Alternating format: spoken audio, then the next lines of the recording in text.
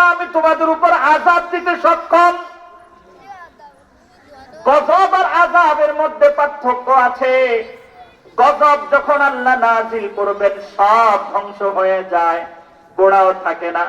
আর আযাব মানে আল্লাহ শাস্তি সাময়িক ভোগ করান। আল্লাহ আযাব নাজিল করে দিয়ে চান বান্দা যেন আবার আমার পথে ফিরে আসে। সুবহানাল্লাহ। আগের নবীর উম্মতের উপর নাজিল হয়েছে গজব, মুহাম্মদ সাল্লাল্লাহু আলাইহি ওয়াসাল্লামের উম্মতের উপর নাজিল হবে আযাব, সাময়িক আসবে সতর্ক করার জন্য। আমরা যদি মানি বেঁচে যাব, যদি না মানি ওই আযাবই আমাদেরকে ধ্বংস করে দিবে। বুঝা আসছে কথা? কিন্তু আমাদের গোয়াটাও ধ্বংস হবে না।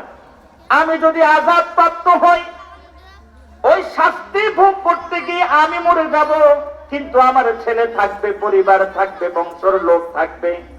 কিন্তু পূর্বের নবীর উম্মতের উপর যখনই গজব নাজিল হতো আগাগোড়া সব আল্লাহ একসাথে সাফ করে দিতেন। আল্লাহু আকবার। ক্ষমতা কার? সে আল্লাহ আছে না নাই? আমরা সূরা ফিলের মধ্যে পড়লাম, বলেন সবাই আলাম তারা কাইফা ফাআলা রাব্বুকা বিআসহাবিল ফিল আলাম ইয়াজআল কাইদাহুম ফি তাদলিল ওয়া আরসালা আলাইহিম তায়রান আবাবিল। আমরা পড়েছি কিনা? এই সূরা ফিল পারে না খুব কম মানুষ আছে।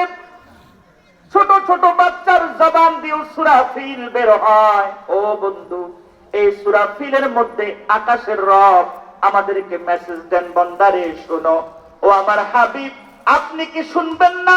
আপনি কি জানবেন না?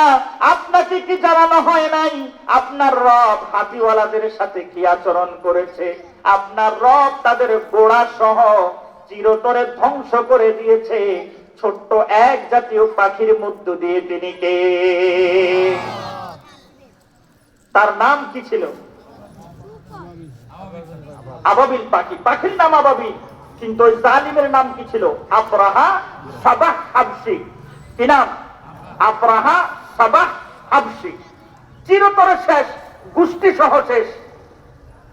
বর্তমানে কেউ কি দাবি করবে আমি আব্রাহার বংশধর?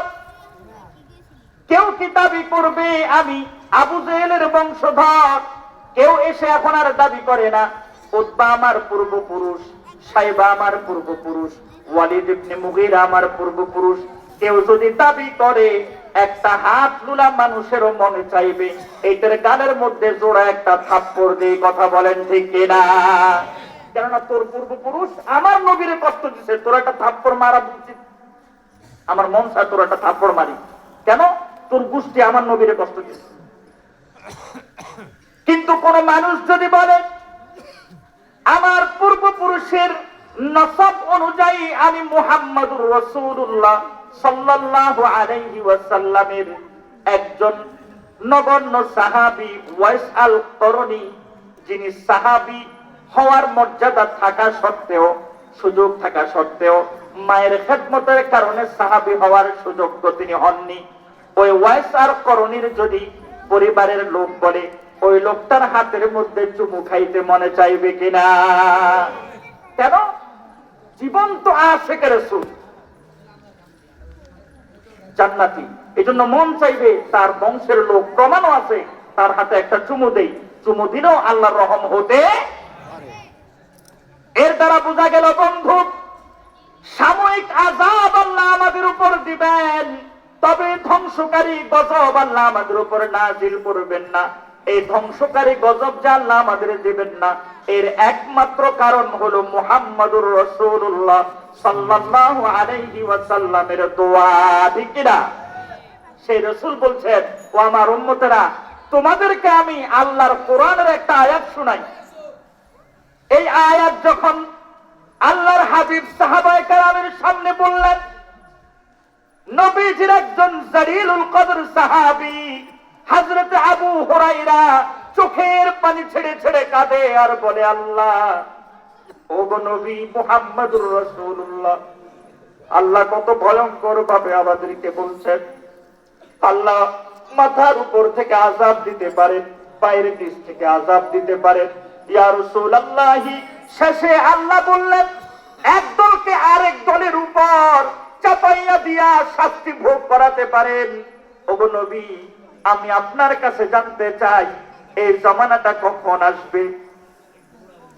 নবীজি সাল্লাল্লাহু আলাইহি ওয়াসাল্লাম বলেন, আবু